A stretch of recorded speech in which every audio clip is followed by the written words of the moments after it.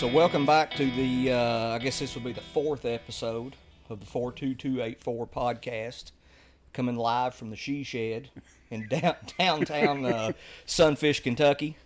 We're here with Dale Logsdon. He's a local legend around here. I guess. Infamous. Lifelong resident. Yep. Grew up here, born here, I guess. I was born in Brownsville. Yeah, and lived here all your life. Yeah, Dr. Farmer's office. Yeah, Dr. Farmer, that's a... Lived in the same house since Daddy built it when I was 2 years old. Really? Yeah. Okay. I knew your parents owned that, but I didn't know. It's starting to feel like home, though. So. Well, it's getting there, huh? So we're just going to touch base with some of Dale's life growing up in the area. Want to do a little shout out. We have metrics that we can see on this podcast, how many people's listening and some of the areas they're from, and we have noticed that we have got 3 international listeners. One from Germany, is that right, Brandon? One from Israel, maybe, and one from England. So if you are the guy from England that I stood and talked to at Busch Gardens a few weeks ago, and you asked me about the shirt I had on, please reach out to us at the 42284podcast at gmail.com. That's right, isn't it, Brandon? That is right. If he'll reach out to us, we might send him a shirt or something. Yeah, we may send him a shirt. But if you're, and we've noticed that one person has listened to both, to 2 or 3. We've had 2 listens in the UK. Yeah, we're assuming it's the same person. So reach out to us. So anyhow, Dale grew up in Sunfish. Yep. So I dug some information up on Sunfish. I want to throw it out there and see if you know it. No. Okay. So before we roll with that, is your house considered to be in Sunfish or Huff, or are you right on the line? It's on Sunfish Road, so I just consider myself from Sunfish. Okay. Yeah, we don't really know where the break is. Yeah, you know. Were you a 42284 or a 42250? We had, depending on which side you want to put the mailbox. If you wanted it on the house side, was Huff, but if you wanted the Sunfish address, you could put it on the other side of the road and get it. So he's right on the line. He could probably be the mayor of both. Yeah, didn't you used to get your mail at the store down here?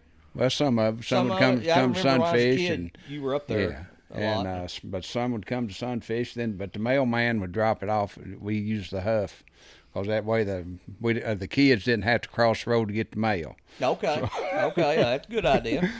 Anyway, I got on the internet.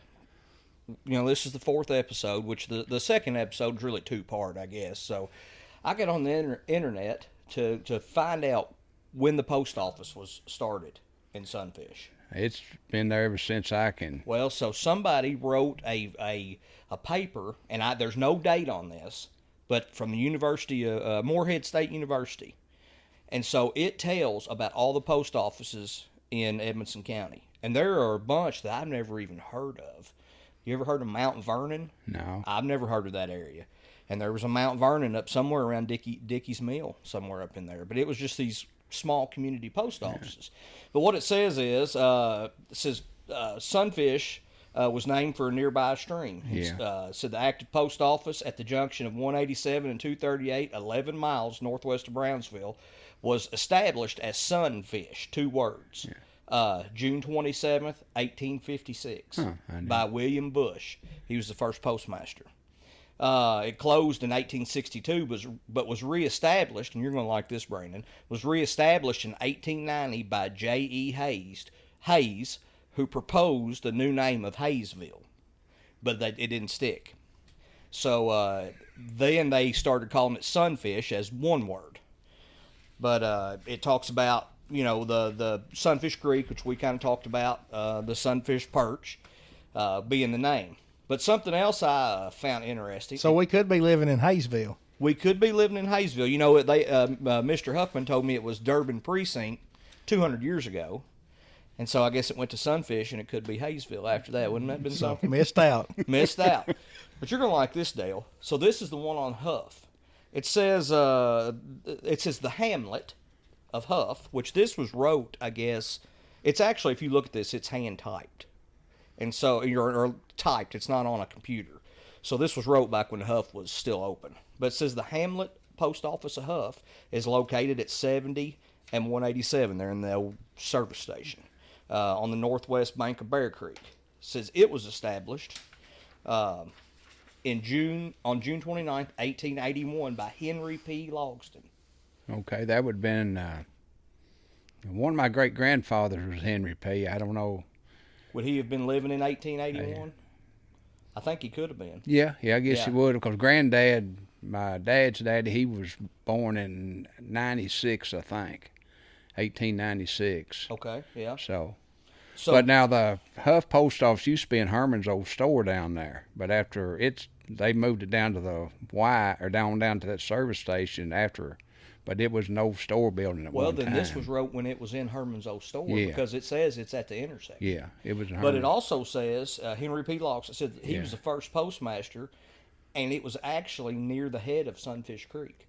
So it was down, I guess, there in that bottom somewhere around where the creeks come together. Yeah. And then it was moved in 1926. Okay, but it was in Herman's old store there for a long time. Yeah. The area was named for the descendants of William Huff. I don't know who that is. I never saw that name. But anyhow, Brandon was telling me there's no swinging bridge across Bear Creek. The old pillars or something are still there from... Well, that's down on my place, is on the west side. You still see the iron rods that held the cables. The cables, yeah. Yeah. I've never been on the other side to see, but it's over there. Interesting. The Patton boys have got that place across the creek now, where it comes to. It's up there. You know where that Basham Road is, up there at the top of the hill above Grassland? Yeah. Yep. Okay, it's right. It would be right in there on that Basham Road. When I worked for the power out. company, that line fed across Kurt's place and over through there. So, I know what we're talking about. Yeah. So, anyhow, so you were born and raised in Sunfish. Yeah. Living in basically the same house your whole life. Did you go to school at the Catholic school? Yeah, I went to 8th grade, and then that was the last year for St. John's. Then went to high school. 71 or 72? Yeah, I got 71. And in 75, I got out of high school, and that was the last year for Sunfish. The next year, they consolidated with Kyle Rock and Brownsville. You think it's a coincidence both closed his last year? I mean... Shut them down. Shut them down, yeah. So... Shut them down. So you've been a farmer here. Yeah. Your whole life, basically, and some public work. Yeah. And I remember my memories of you were coming up to the store when I was a kid, and aggravating the heck out of us. Yeah, letting Cooter smoke on them cigars. And yeah, that explains a little bit right there. Yeah. So. I've got a picture somewhere of Papa Warren and him sitting in the store. I've got it some years back. Maybe you sent it to me. Yeah, I've got it. So I may send that to you to put on the Facebook that'd be page. good. Yeah.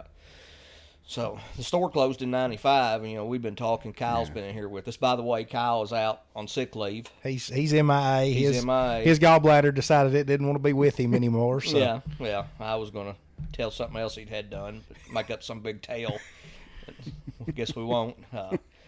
We only gave him 3 sick days, though, in the contract, so he's going to have to, he needs to come limp in here. Going to have to step it up. Yeah. But, the store closed in 95. That's when the post office closed. That's when it closed to me. There were some others that ran it afterwards. But it feels like, when I was a kid, Sunfish was a thriving community. Yeah. Right?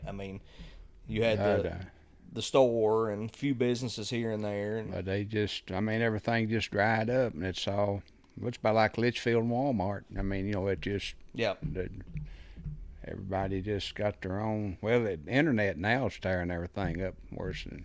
Yeah, we were talking earlier. He said he'd ordered some filters on there. I buy all my oil filters off Amazon because like a fuel filter for a Duramax is $20 cheaper on there. Yeah. It's not $3 cheaper, it's $20. And money's money, right? Yeah. $20 almost feed me a meal. Well, I heard some guys talking on another podcast about they said Amazon and Dollar General is going to put Walmart out of business, and one of the guys is like, well, that sounds kind of crazy, and another guy said, well, imagine somebody telling your grandpa that Sears and Roebuck was going to be out of business. He'd have thought that was crazy. Well, he'd have thought you were a lunatic to think that something like that would go out. So there you go. It's possible. We've been converting the old Sears building in Evansville. Somebody else is doing it, but we're doing the electric side of it, to a Goodwill.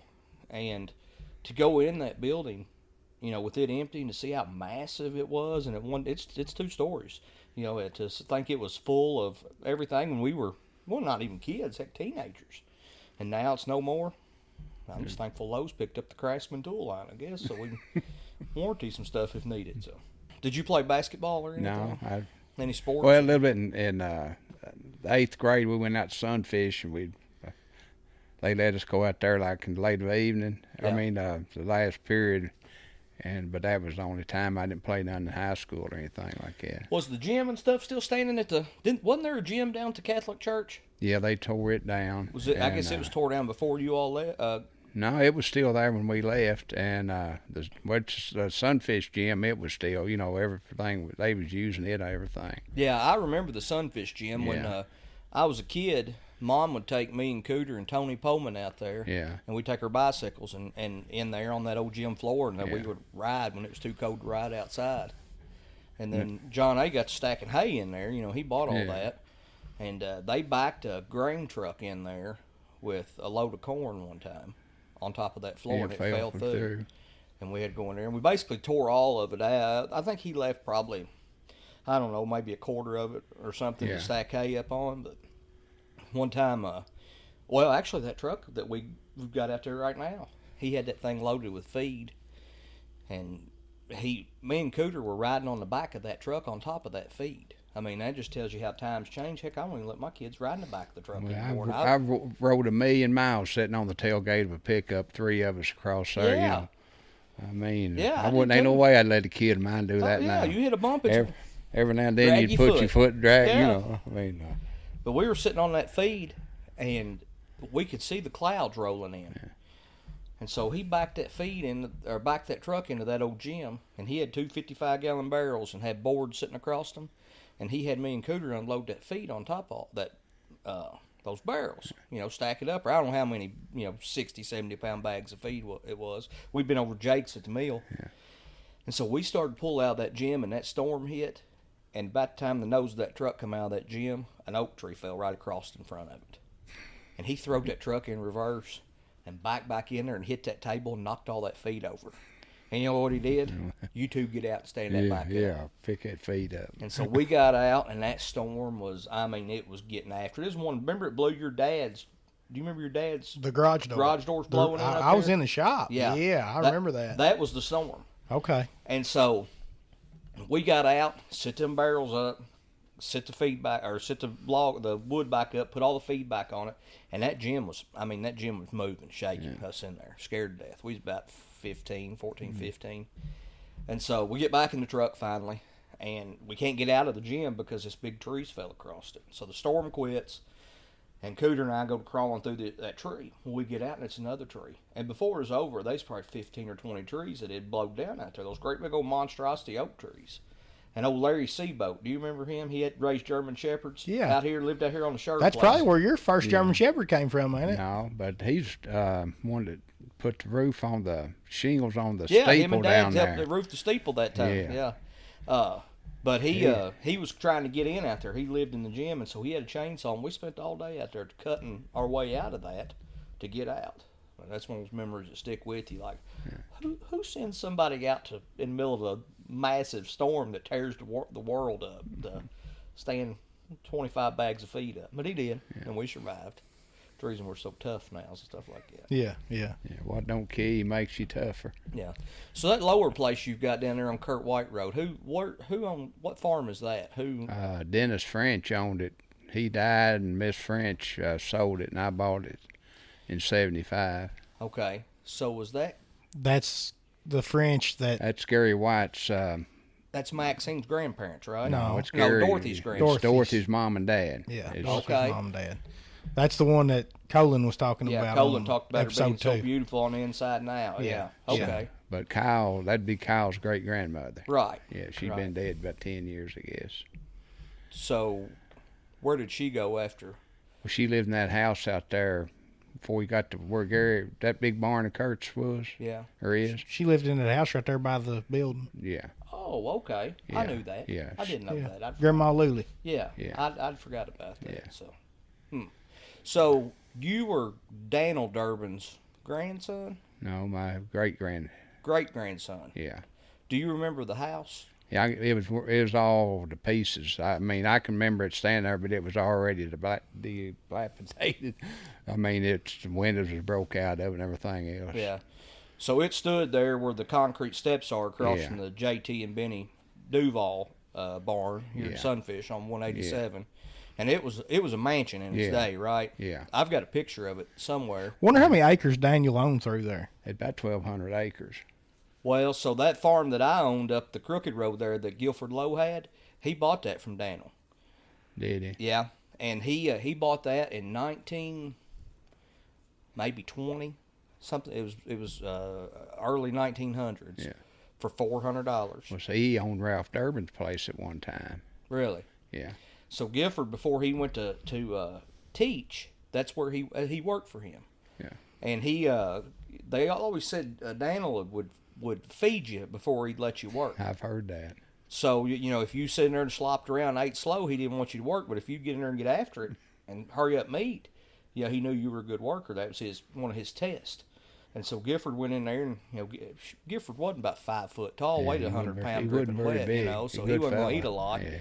But anyhow, he fed him, and he hurried up and ate. But he worked for him for several years, and then he went on to be a teacher. But he sold Gifford that farm there on that Bedford Stone, where that Bedford Stone house is, for $400 and financed it for him. And so he kind of got him going. But Gifford's boys told me that when I bought that from him. But he owned a whole country at one time, didn't he? See, he owned from my place all the way to the Sunfish Creek, except for right in there where Bethel's house is across. But all that right there where Glenn's got his cattle. Yeah. Right in there in them bottoms. Yeah. I can't think of what that. You're talking right this side of Dude and them's across the road from Dude's. That bottom I told you I'd like to have there. We were talking about it'd be a pretty place for a house. But who had that? I don't know. It's Tilford bought it off of somebody. Then Dad bought it off of Tilford. Okay. Whenever he bought the rest of the, that 300 acres there. Yeah. And so then Tilford bought it back from your dad. After Dad died, Mom sold it back to him. Yeah. Okay. I didn't know all that. Yeah. And that was the Aunt Lee. They called it the Aunt Leona place. Uncle Elmer got that across the road, what Dennis has got now. And then which Maggie got what she had. Then Dad got the 300 acres between the road and the Sunfish Creek. And then James Lashley got that across the creek. I didn't realize that. Johnny Cap. Do you remember Johnny Cap? Yeah, that's John A's daddy. Yeah, my great-grandparents. Yeah, I can just barely remember him. His mom and dad, they had that farm that Maxine's got now. And they had one of her brothers, Frank Durbin, which it was Daniel's boy. So Johnny Cap's mom and Daniel were sisters. Yeah. And Frank was another brother. He moved to Texas. Yeah. And so they were going to go to Texas with him. And so they sold that farm they had where Maxine's got down there to Daniel. And Daniel's dad, who lived back there where Glenn lives now, had a wheat crop to get in. Yeah. And they had a threshing machine set up I've heard out that there story. in front of the church in that field. Yeah. And it got, it was new technology, I think 1878. And so they had that thing set up, and they ran it out of water, and it got hot. Yeah. And James Durbin was the guy's name. He said, "You need to put water in that." And somebody said, "If we put water in it, it'll blow up and kill us." And he said, "I don't give a rat's hind end who kills. You're not going to mess my new piece of machinery up." And they poured water in it, and it blew up and killed 4 is what I heard. Yeah, I was thinking 5, but 4 maybe. Me and one of them was my great-great-grandfather. Yeah, and so they turned around, and Daniel sold the farm back to her, and we stayed. But I almost wasn't, Well, that's why I've heard John A. say that they was getting ready to move to Texas whenever that steam engine blowed up and killed it. And so she stayed. But I was telling a lady about that probably 10 years ago now. She said, "I've heard that story before." And I said, "Really?" She said, "Yeah." And she's not from around here. And I don't know, about a month later, she sent me a clipping from the Wichita, Kansas newspaper that told that story and had all their names listed. I've still got it somewhere. We need to post it up. Okay. All right, I'll see if I can dig it out of my Shutterfly box. But I'd heard that story before.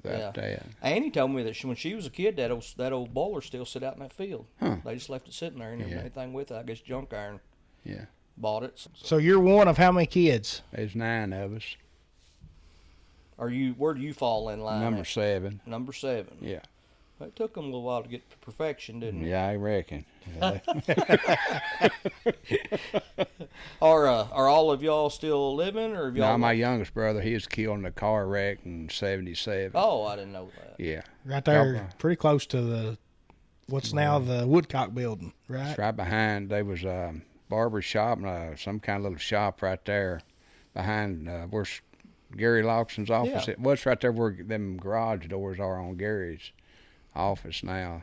He got in the car with a couple of boys over at the top of the River Hill, and they take off like a streak of lightning, and I reckon a cop was sitting over there where the Drew's carpet is. Anyway, they put his lights on, and they really hit it then, and just a few seconds later, there's all 3 dead. Killed all 3 of them. Was there a Vincent boy with Yeah, him? Possum Vincent and Bill Tom Duval's boy, Brent. Yeah, I've heard that story. I didn't realize one of your brothers. Yeah. I heard Just the wrong place at the wrong time. Yeah. So after you got out of high school, did you just go to farming, or? Yeah, that's all I ever did. Yeah. I bought that farm. I got out and out of school in May, and then that lower place on White Road, it come up for sale in October, and I was just naive enough that I bought it. Tell you how naive I was. Nelson and Sanders and his brother sold it. They worked with that old Tartar feller at that time, the old man. Anyway, they was up there auctioning it off, and Nelson come around. He said something about, you want to bid? I said, yeah. And he just walks off. I thought, I said, uppity some buck. So I just go ahead and bid. Then directly comes back around, well, the bid's this. I said, that's my bid. He said, well, now, I may tell you how this works. I come around here and talk to you, then I'll walk off, and then I'll bid. That way nobody knows you're the one that's bidding. So you bid against yourself there at one time? Well, I'd been to auctions before, but I just never had paid no attention like that. But anyway, he said, no, here's the way it works. So that way people don't know you're bidding. Yeah. But anyway, I give $20,100. They're supposed to be 100 acres, or 98 acres. Turned out to about 87, but I was the craziest buck ever would. I give too much for it, so. Well, you want your money back? Well, I'd hate to, but I hate to put you under like that. But I don't know. What was ground brand then? That's about to go on rate, But anyway, I had $3,000 in the bank. I had $3,300, and Mom signed a $2,000 note at the bank, and then Miss French, she carried the rest of it at 7% interest. After the auction. Yeah, after it was all. Yeah, but they auctioned it off, and the owner financed it. Yeah. Well, you don't hear that anymore, do you? Anyway, so what year was that, you say? That was in 75. Well, 7% probably wasn't horrible then, was it? But no, see, it got up there. Well, I paid as much as 17% in the late 70s, early 80s. Dad told me when they built that house up the Crooked Road in 80, they started in 84, that he paid 16%. Yeah, farming at that time in interest being what it was, you still, what year did you buy that 674? It's a 78, I think. Well, did you buy it new? Yeah. And then it was. Did you buy that? They was around $7,000 new. What about the Gleaner combine? Did you buy it new? Yeah, it was around 42,000 for it. That's what 17%. That was an 80. That was a 17%. And you bought the 70. Was it 78 Chevrolet that you bought almost new? No, it was new. I'm thinking it was around $8,000. A combine was 42,000. Yeah, that was or 4,200. 42,000 for a 2-row K2 Gleaner. Yeah. Wow! At 17% interest. Yeah, you paid more for the comp, which I guess farmers do that day too. They pay as much. Ain't nothing out to put $1 million in a combine. Yeah. So. Wow! But I never dreamed a K2 cost that new. That's what it costs. That's for both heads. A 2-row corn head and a 13-foot platform? 13-foot platform. No, it's 12-foot platform. Huh.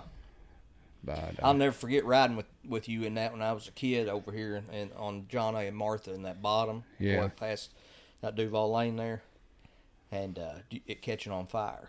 Yeah, but I was sitting on toolbox. There's old metal toolbox in the floorboard. Yeah. And that thing caught on. And boy, I mean, you tore out of there, which I understand, right? That best I can remember, the valve cover gasket was leaking. Yeah, on it. yeah. And you used had just your water jug for the day, put it out. Yeah. It didn't. I think it melted the melted throttle cable or choke cable a little bit. That's all it hurt. But I mean, old Dale could. I have seen Dale when he gets in firefighting mode, because I have caught a hay roller on fire at his house twice. Really? And let me tell you, the man can pack 2 5-gallon buckets of water quicker than anybody I ever seen. Got to do what you got to do. Now, I was probably 10 or 11 years old, I guess, sitting on that toolbox. I used to love getting a ride in there. Any piece of equipment, but that combine, That's back. The air conditioner worked on it back then, I guess. We had the door closed, but I don't remember if the air conditioner worked. But the door was always closed because of dust. Yeah. And Kyle's dad, Gary, back, that was 1990 or 91, somewhere around in there. And you didn't have fuel tanks in the back of trucks. Not everybody had that. And so Gary would bring fuel up. Was it a gas or a diesel? It was a diesel. But he would bring fuel over there to us in that one of them old trucks of his.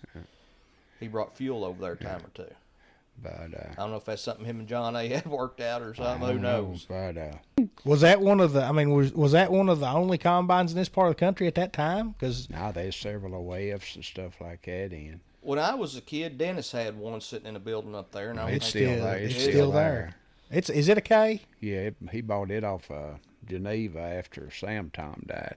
Okay. Sam Tom died in 79 or 80. Yeah, I remember. And then David South had one. Yeah, he had a little A. Okay. No, it was a E. It was a E. And then we had after that, you'd shell forced, and we bought a New Holland. Yeah. And I ended up with that thing. I had it for a little while, and then Jonathan ended up with it. And then we had. Do you remember that old John Deere that John A. had? Didn't have a cab on it. He had like a. I remember one sitting down here. It's an old 45, I think. Yeah. Those I'd like to have that thing back now. You see, those people are fixing them up and driving them in parades. They're neat.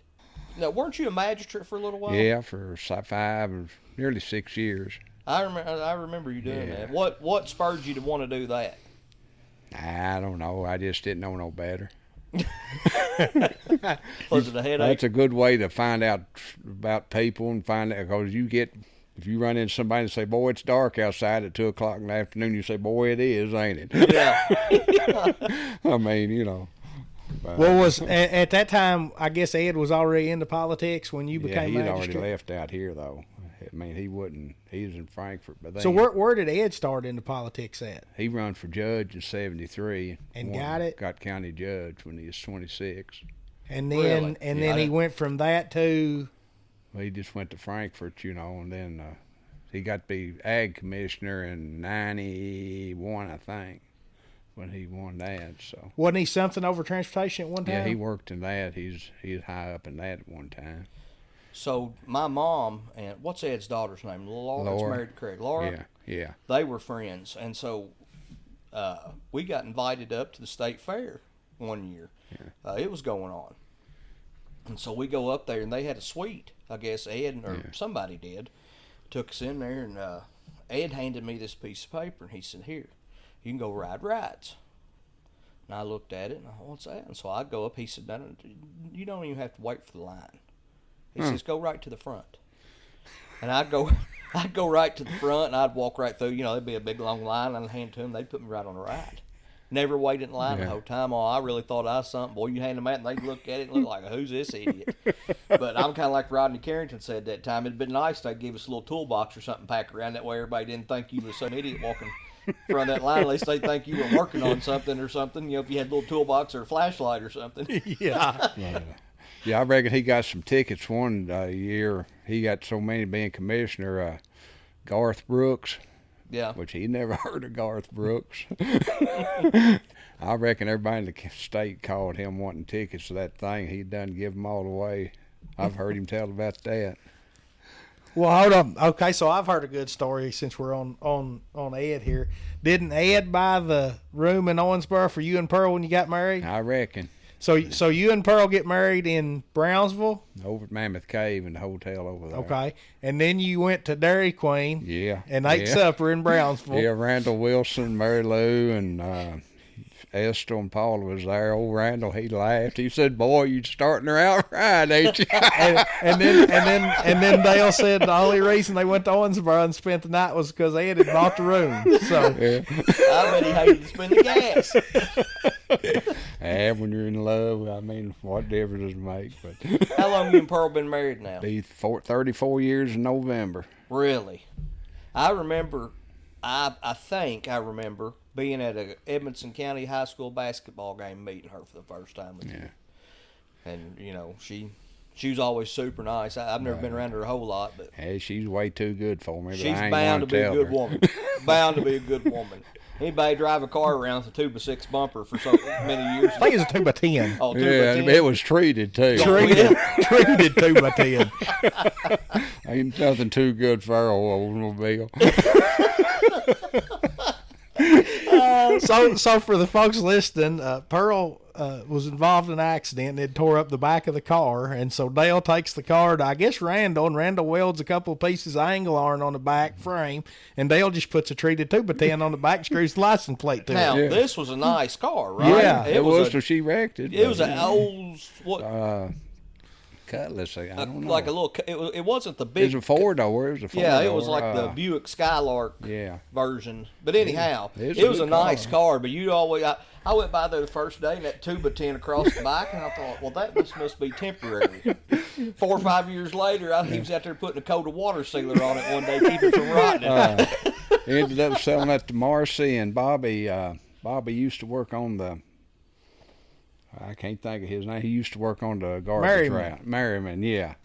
Sold yeah. that to them. He drove it for a long time, Yeah, didn't he? yeah. This bumper stayed on the last time I seen it. And then the I bumper bought was the next still on it. hand-me-down car. I bought the Monte Carlo when she upgraded. Oh, yeah. She went from the Oldsmobile to the Monte Carlo. Yeah.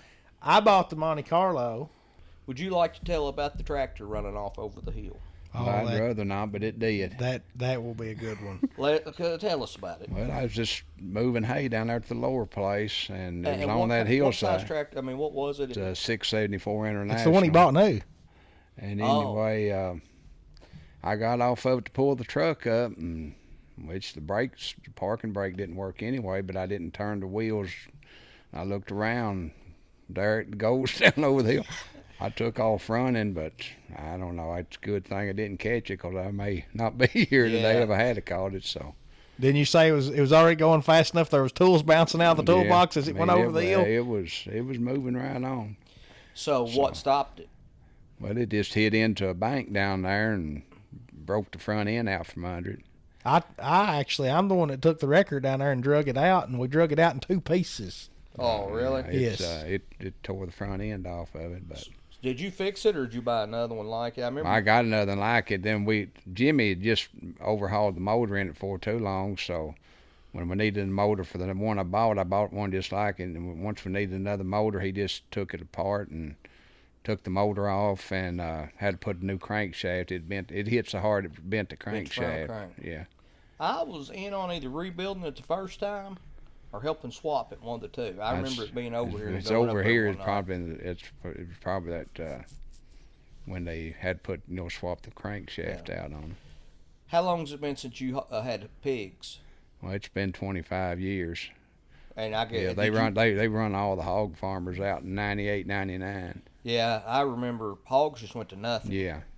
One time I was working up here at the slaughterhouse for the Davises, and hogs got so cheap. I bought a hog one time for $25, and they cut it up for me. I worked there; they didn't charge me anything, and so I had $25 in a whole pig, cut up and everything. And I was still living at home. I gave it to Mom for Christmas. Her and Doug, and they were like, "Where'd you get all?" And I'm like, "I got $25 in this." And they we just couldn't believe that it was so cheap. But you could take a 250-pound hog to Litchfield, that buying station, and they'd get 12 cents a pound, $30. You could walk down there to Winn-Dixie, and they was selling the tenderloin out of them hogs that size for more than I was getting for the whole hog. You couldn't buy part of the hog for what you got of it. First time Pearl come over in here, after me and her started going together. Well, first of all, when Mama died, a couple weeks later, Ed brought me a German Shepherd pup, old Patches. And anyway, brought it down there. They figured I'd marry the first one I ran into, but I didn't. But so they got me a dog. Anyway, so Patches, she has this big litter of pups. She's a grown dog, and me and Pearl's going to the house. Here comes Patches dragging a big old hog leg down from the hog house with all them pups. I told Pearl, I said, well, she's breaking you in, right? But me and her could be out walking along, and that dog, she'd come up between us and push me away from her. Yeah. So after we got married, Pearl worked in the restaurant over there at the hotel at Mammoth Cave, and she got to bringing scraps home. About 3 days, that dog was sticking its head in the car every time she'd come in. But I she paid her off. Yeah, Pearl got to be her buddy real quick. So I've got a female German Shepherd right now. Yeah. And she is my dog. She does not listen to anybody else, but I talk to her just like you and I are having a conversation. But if my wife is around, like if she comes down to the shop and I'm messing around, that dog follows her around everywhere. And so the other night, McDonald's is right down the road. She said, I'm going to run down to McDonald's and get us some supper. Said, well, I don't have to cook. Said, I'll bring you something what you want. I told her. She come back with a double cheeseburger for herself. When I look over, and she's peeling one of them pieces of beef off it. I said, well, why didn't you just get a regular cheeseburger? You'd saved $1. Man, I got to be tight. She said, yeah, but I can't do this. And she goes breaking it up and feeding that dog. Well, that's the reason that dog follows her around. Yeah. Lindsay's bribing her. I said, you ain't going to steal my dog from me. Yeah, it works. How many German Shepherds? You've had several German Shepherds over years. I've had 4, I guess. Well, I had 2 that I got that they didn't last very long, but I've had 4 that lived, be 8, 10 years old. When you get a good one, they're good. Yeah. And when you get aggravating I've got one now. She's a little over a year old, and she's the aggravatingest thing. I'm just too old to raise a pup. Yeah. I've decided when this one runs out of life, I don't know if I'll get another one or not. That one of mine will dig a hole in the yard that you can that's break. You just about hide in it. That's the way Stella is. Yeah. So do you know any good shenanigans that went on in Sunfish? Any good pranks or? Well, no. I can't really think of none right now. I've heard a lot of stories, but I can't tell them here. Were you in on getting a set of keys for? Well, he left it up at Charlie Hayes's to get us some tires put on it, and Charlie had a set made, I reckon, the way I heard it. Multiple sets. Yeah. It passed them out. Anyway, I know over there at the mill, they'd catch him back there in the back, and they'd get out there and back his truck up a little bit, and they'd say, boy, Eric, you better get that clutch fixed in that truck. Get things are slipping on you. So he was thinking he was rolling out in the parking lot. But the best is the time at Timmy Joe, which they faced the trucks up towards where the building is at now. Timmy Joe got a great big old brazier and put it across the front of the grill. Yeah. No Eric went to the bank at dinner. Anyway. So he drove around town with that across the front of it. So we talked about the calf getting put in Autry's. Was you in on that one? I was in on that. I wasn't there when he got there that night at dark. But you helped pry the calf. Yeah, I helped put the calf in the car. But.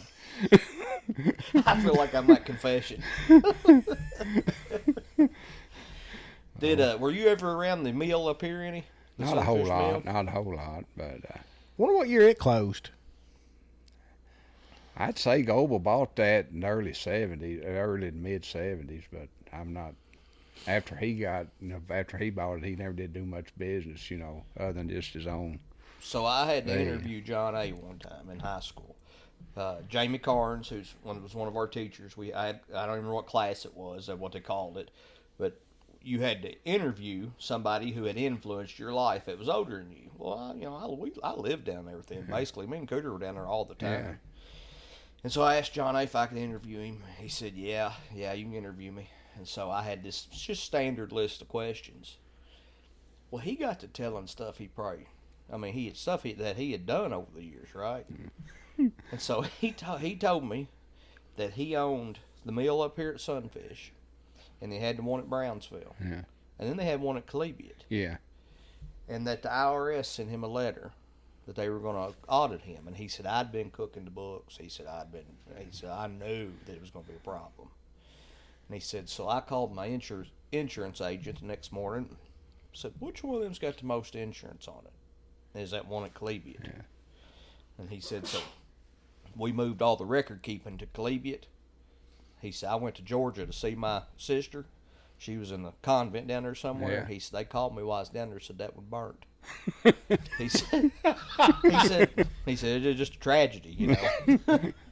He said, but the IRS showed up. He said, they saw my records had burned up. He said, they didn't do anything. He said, they told me not to worry about it. So did you include that in that interview back then when he was still alive? There was a bunch of stuff he'd told.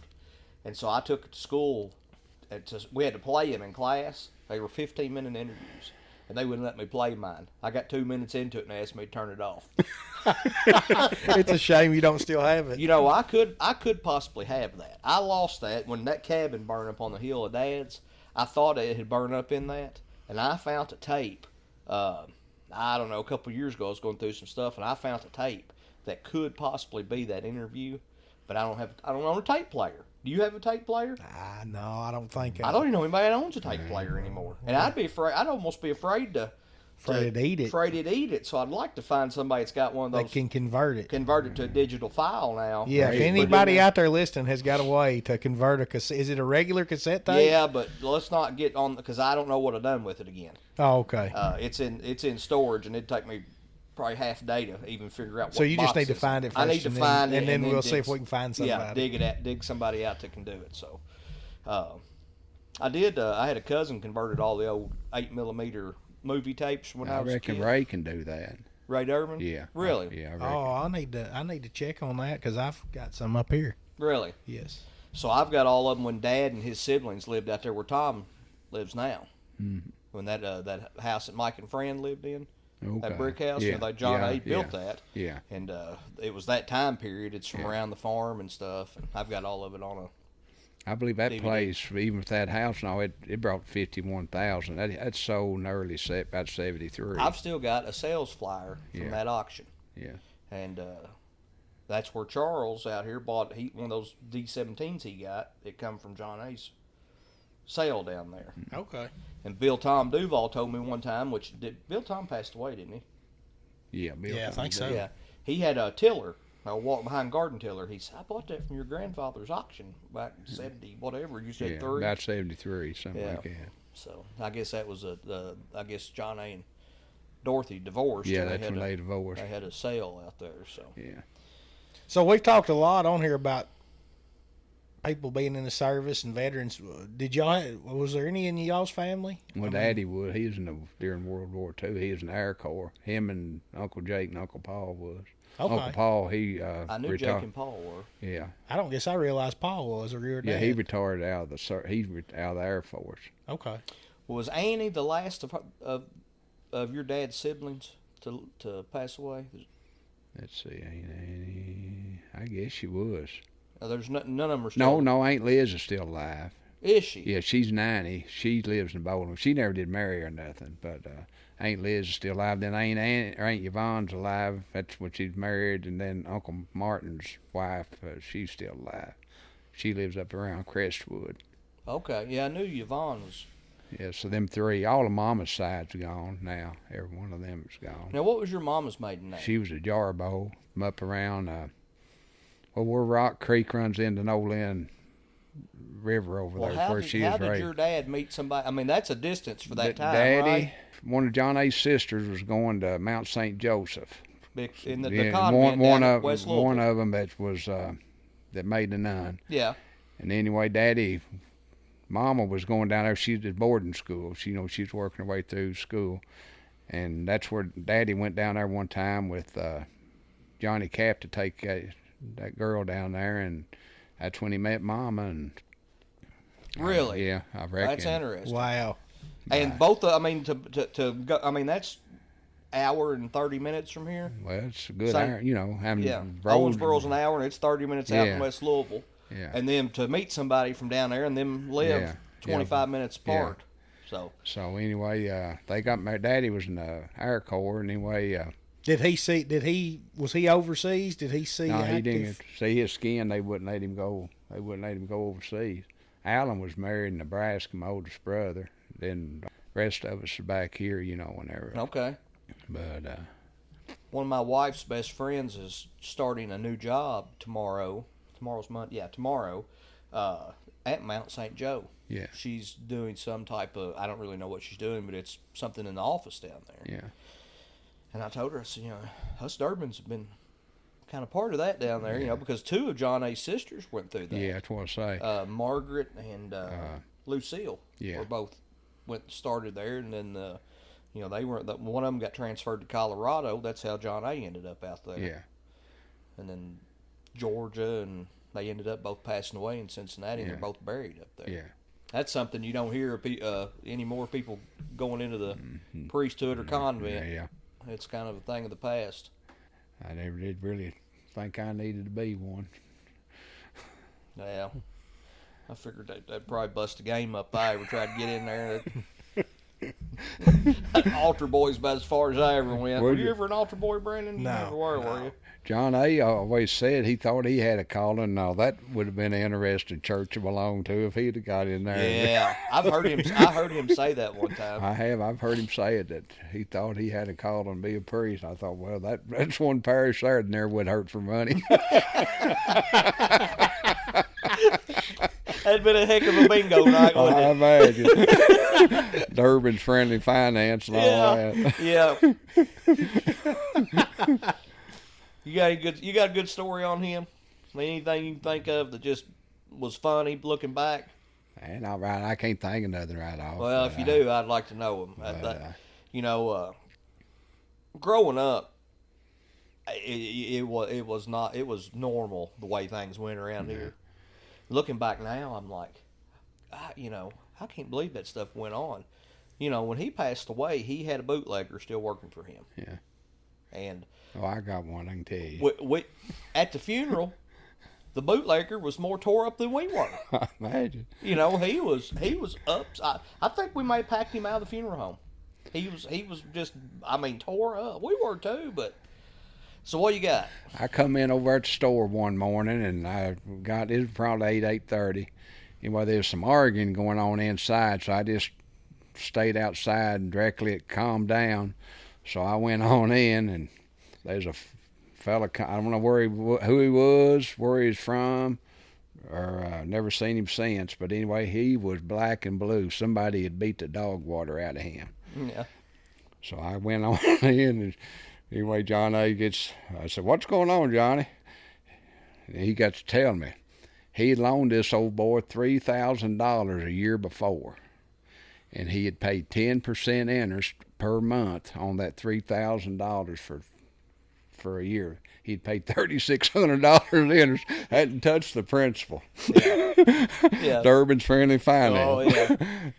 Anyway, the Friday before, or sometime the week before, he had come down there to John A. and gave him $300, said, I've been talking to a fella. I paid you $3,600 interest on that $3,000. Said, I ain't paying nothing on the principal. He We're felt like done. he paid enough. Said that fella said this is 20% interest. That's more than the bank's charge. Yeah. Well, anyway, that weekend he had went the Black Cat or something down on 54. Yeah. Ohio County. He was in that bar down there that night. Somebody had took a little old billy club and nearly. He said, I reckon if he hadn't crawled under a truck, he thought he was going to kill him. Yeah. Of course, I had to ask John A. I said, well, John A., did you pay that fella to do it? He just grinned. He said, it don't make no difference if I did or if I didn't. Yeah.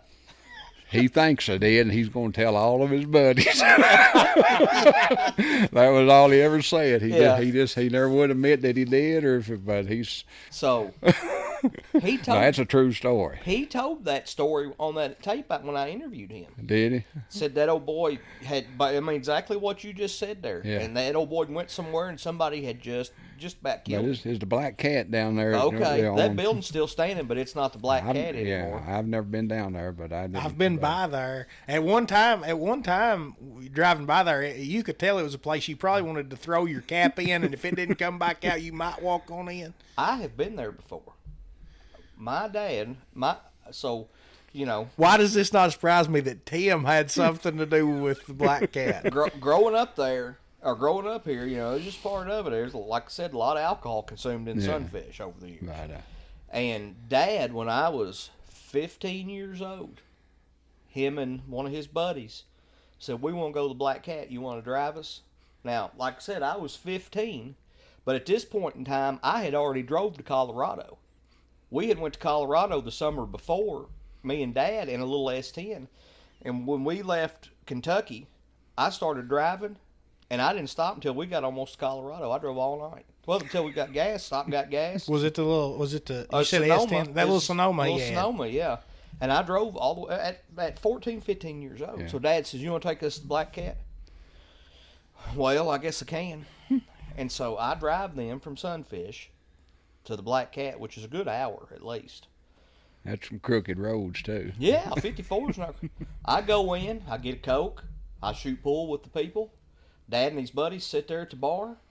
We come home, cut in one of them roads up there on Sunny Point, up Sawmill Hill, come through the backside of the farm, and go to come out right there where they had the greenhouses across from Ray Bases. There's old logging road, and we go to come out there. Now, like I said, I had drove an hour down there and an hour home. Come up through those woods, go to pull out on the blacktop, and Dad's buddy says, smoke that back tire. And I'm 25, 30 foot from the blacktop, grass, and I kick that thing in the grass and get that back tire spinning, and the state had dug that culvert out, and you couldn't see it. And I went off in that thing and threw Dad and the buddy through the windshield out onto the hood. 4 o'clock in the morning, there we sit. You know, there wasn't any cell phones to call anybody. And so, Dad, you know, it whooped him good. If they hadn't been intoxicated, it probably killed him. And so I took off and walked from there up and got that little Kubota tractor we had and come back down there and pulled it out. But I was 15 years old when that happened. So Father of the this year. is probably about the same time that the door incident with the Sonoma. I guess the door had been after this? This was probably the summer before. Okay, so tell the door story while we're on the subject of the Sonoma. So it had snowed, and Dad had bought that little Sonoma, and he bought it new in '93. So yeah, I think this would have been the is it the winter before, winter after this Black Cat incident? And so it had snowed, and Dad was in Louisville working, and me and Mikey Hampton and Brian Davis got that little Sonoma out, and we drove all over the country in that snow. I shot 3 donuts down there in the middle of the crossroads at Round Hill in it. I mean, spinning, sliding, slipping, sliding, donuts, whatever. We go take Brian Davis home and pull out the end of E.G. Nash Road, me and Mikey, is a 5-speed truck. First gear, second gear, and when I went to third gear, never spin the tire, that thing slipped off in the ditch. And it went down in the ditch and up that bank. And there we sit, snow on the road, you know, wouldn't go. So we walked down to Ray Durbin's, and Ray was not home, but Debbie was. And Debbie said, well, Ray's not here, and I don't know what to do. And I said, well, can I use your phone? So I called John A. And John A. come up with that truck right out there in the driveway. Yeah, the dually. John A. comes up there, and he hooks me with about an 8-foot piece of chain. And he's up on the road, and I'm down in the ditch. And he yanks before I get in the truck. And I had the door open, and when he did, it pulled that door out of my hands, and it folded that door all the way back around to that front fender of Dad's truck. I mean, it was facing forward, and fell off on the ground. And I thought, oh my gosh. And so he never stops. He drags me all the way down that ditch, and finally up in the road, and he gets out, and the door's laying 30 yards up the road. And he said, what did you do? I said, I was hollering, stop. He couldn't turn his head. He couldn't turn his neck, and he neck couldn't was, hear. Yeah, his neck was so stiff he could not turn and his I head. said, Dad's going to kill us. He said, us? Hell. Number one, you ain't about 14 or 15, you got his truck out. Number two, this is on you. That was my first lesson he really ever taught me. I said, well, I don't know what to do. He said, when you get that door, put it back in the back of the truck and get this truck home. So me and Mikey wallered that door, put that back, drove from down there on EG or Sunfish Round Hill back up to where we lived at on the crooked road with no door on this truck, snow, cold. Mikey's there. I'm like, I don't know what to do. So we got that truck, pulled it in the garage, put the door back on it. It fit back. You couldn't even tell it had a dent in it. It sit there for 2 days. Dad comes home from Louisville. I was asleep. Next thing I knew, I was in the bedroom floor. And he had grabbed me by the feet and yanked me out of the bed. And my head was the first thing hit the floor. I mean, kerthump. And he was mad. I get up. What's the matter with you? He said, I went out and opened that door on that truck. He said, that son of a fell off and about broke my foot. So he opened that door, and that whole door and fell off and mashed his foot. Oh, he was mad. He was mad. You know, he never wrecked that truck. None of us ever really wrecked that truck. He just drove it normally. You know, I get it honestly. I can't keep anything nice. He turned that truck in on insurance in about 96 or 97. They totaled it. It never been wrecked. He just beat and thrashed, and I knocked the door off. Did you? I thought you told me you had convinced him that he was the one that tore the door off. I may have, yeah. I think maybe I'd convinced him. He tore it off. Yeah. I said, oh, you were out, you know, because they'd get out on a tear and they'd be out for 2 or 3 days, and you wouldn't see them. And I think I did convince him he'd tore the door off. Well, maybe I did. I think he said, oh, he was mad. He was livid. But I mean, you can imagine going opening your door in your truck and it just falling off and mashing your foot. So we were out one night up on Lower Ridge. We were back in the back there, and I mean, it's late.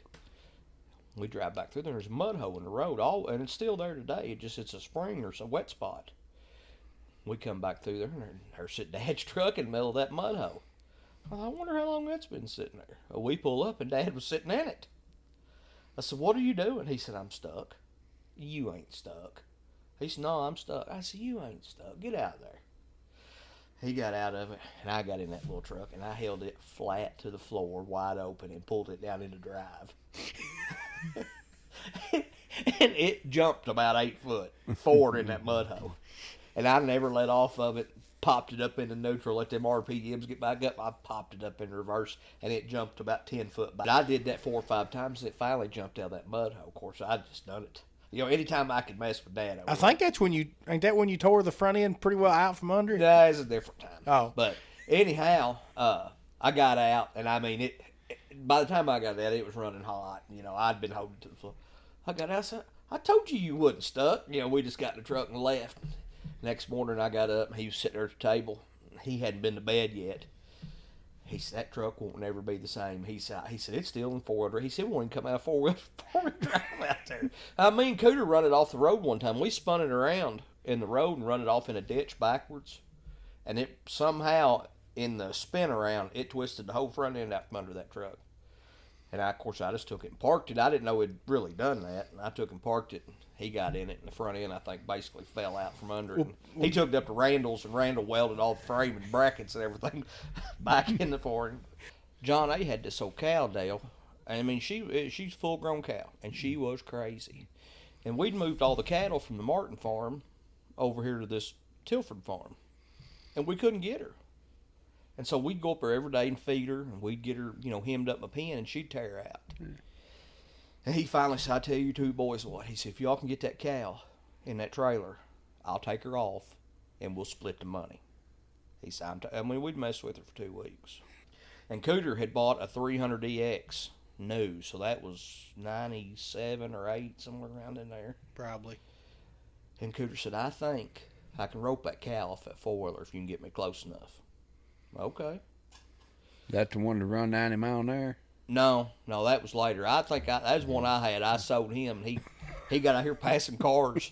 He got here passing cars on that thing, and the motor come apart on it. And when I took the motor back apart to redo it, the wrist pins for the pistons were in the exhaust.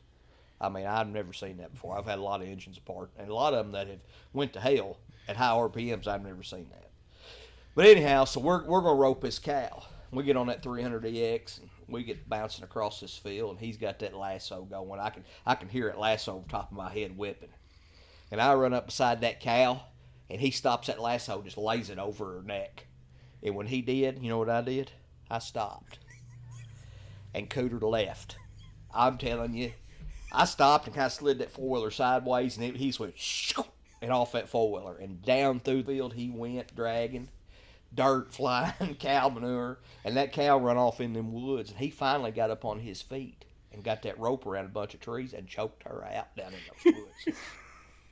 And so I get down in the woods. You know, I wasn't going to get in there and get hurt. I done decided that he's got it. You know, he's doing a fine job. Ain't no sense in messing with him. So he gets up on his feet. He gets her choked down. I said, what are we going to do with her now? He said, I think we get that trailer down in these woods.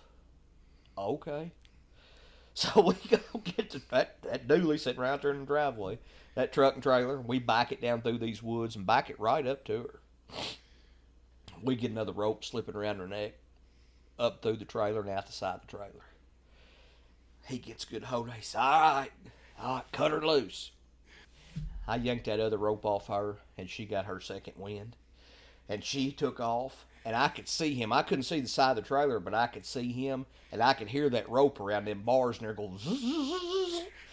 And I could see him going toward that trailer, and I heard BAM! And I could see that old trailer shaking. And she had sucked him up beside that trailer, and he had ate it. And down through the woods she went again. So we finally got her roped and choked down up in that trailer. And John A. split the money with us. But I will tell you one thing about Cooter. He is gritty. He ain't going to let go. Because when you got a 1,200-pound cow sucking you down through the woods, I would have let go pretty quick. I would have let go before I left the four-wheeler, but he didn't. He rode her off there.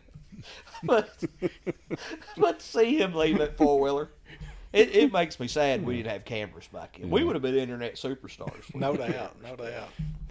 So, we've got to get Dale a T-shirt. You want to give a little shout-out to our designer? Yeah. Brandon's wife, Austin, is our designer. She does our T-shirts and our banners, and Hayes Farmhouse Designs is what it is, and she's on Etsy, correct? Etsy and Facebook. And she does good work. I'm really impressed. She can do anything. Yeah, look at our artwork. It's pretty interesting that what she's doing, and she can put it on a T-shirt, banner. There's all kinds of stuff laying in the She Shed studio here.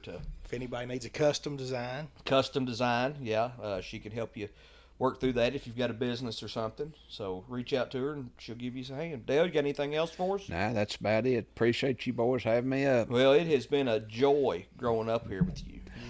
Maybe I ain't actually too redneck. Well, appreciate the followers. Appreciate the listening. Spread the word. Tell your friends. Share, follow. If you are from England, reach out to us. We would like to know who's listening, the one person that's listening to us over there. I told you all it'd be worldwide. That counts. So spread the word over there. We'll try to get Kyle back for the next one. Yeah. Tell your buddies in England that there's a bunch of hillbillies over in Kentucky and the States who aren't quite Yankees, but they call us Yanks over there. So tell your friends. So Dale, it's been a pleasure. Thank you for having me. Yep. Thanks everybody for listening.